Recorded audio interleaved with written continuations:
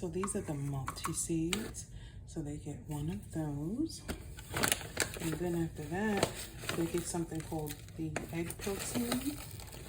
Okay. Yep, it's egg food. It's a daily supplement for them. So we just give them. And they get their own separate food. They don't eat out the same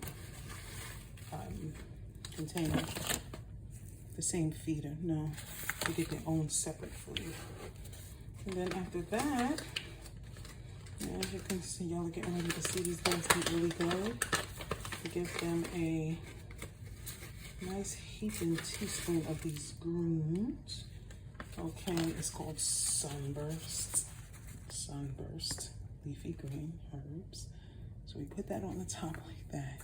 And then we just mix everything together.